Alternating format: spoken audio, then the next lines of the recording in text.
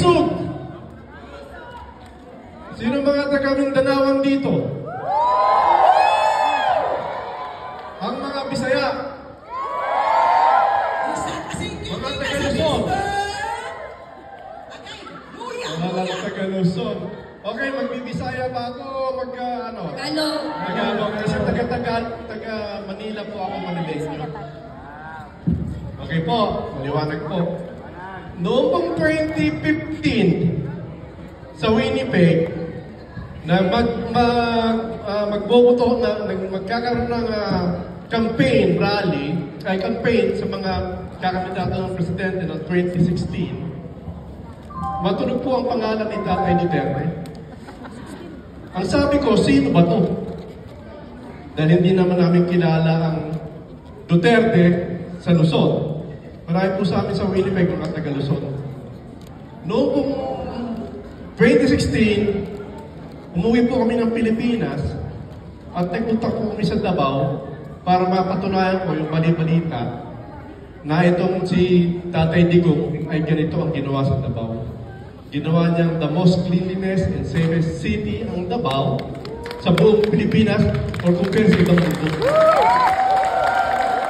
So yun po ang naririnig ko noong una. So gusto kong patunayan yun. Eh sinabi na po ni Sharon yung iba, ang napala ko lang po doon, yun nga po mga taxis, kailangan limited lang ang sakay 5 person. Ang limit 5 person. At yung mga kanal maganda. Sa kasamang pala, doon nagpunta kami doon, sarado yung Crocodile Farm under rehabilitation.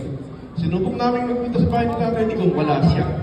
Pero nakapunta kami sa opisina ng mayor, nagpa-picture pa kami doon sa table niya, at saka doon sa opisina ni Gobernador na si Pulong Ata. So, madalit sabi, napatunayan ko na totoo yung sinasabi ng mga tao.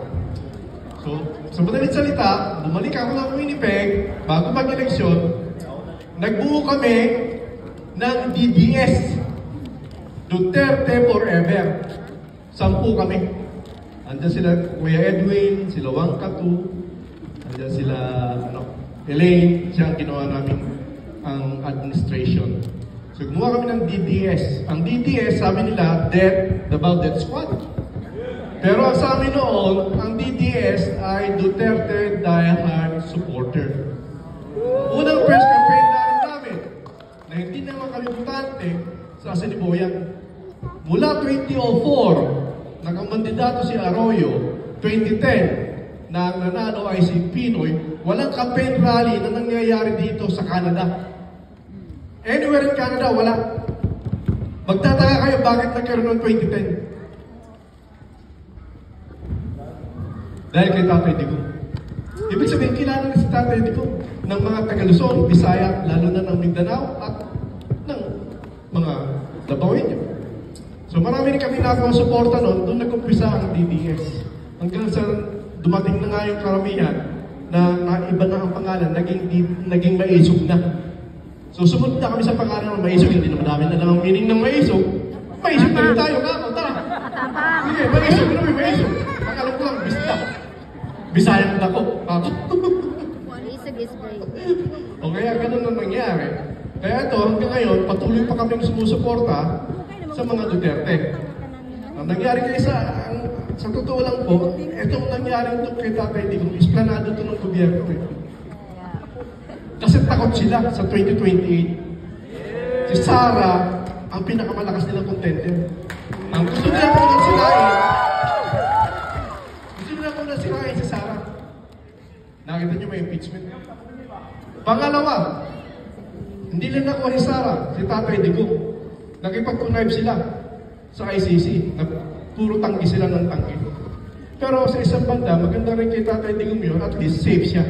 Kasi pwede siyang assassinate anytime eh. Katulad ng nangyari kay kay Pinoy, ay kay Ninoy Aquino. Kaya-kaya siyang gawin ganon para masira sila. Kaya huwag natin kalimutan yung ating mga mag-anak na sa Pilipinas. Ako nga, triple citizen na para makaboto lang ngayon. Ngayon ako nag-triple citizen. Canadian citizen, Filipino citizen, senior citizen. Actually, mula ng 2015, 6 months na ako sa Pilipinas. Ngayon lang kami hindi nauwi. Dapat nga, nandun kami sa Pilipinas ngayon. Doon ako nakikigulo ngayon eh. Kaso, may nanganak yung panganay ko, kaya hindi kami nag-uwi. So, ganun lang. Simple lang, ang pagkakakilala namin kay Tatay Digong, lahat naman tayo, kilala natin. Hindi ko tayo nagkikwento para hindi umaba.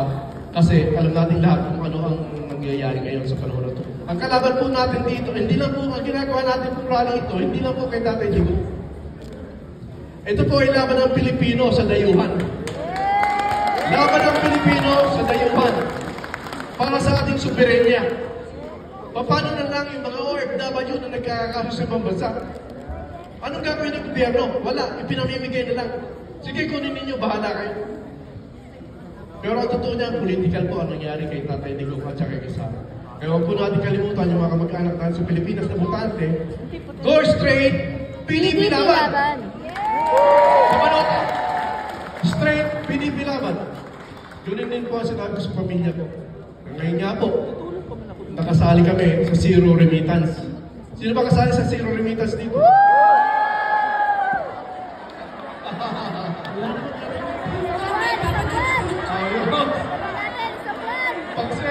Pag-7 day na po natin to. Sa amin po mag-fiesta. Sa 4. Sabi ko, huwag muna kayo mag-fiesta. Pagkatapos na kayo mag-fiesta. Maraming salamat sa inyong lahat. Kami po ay natutuwa at napakarami natin dito. Huwag niyo po kalimutan, ang big rally na gaganapin sa Winnipeg sa April 5 sa Assiniboine Park po, kung sino gusto magpunta.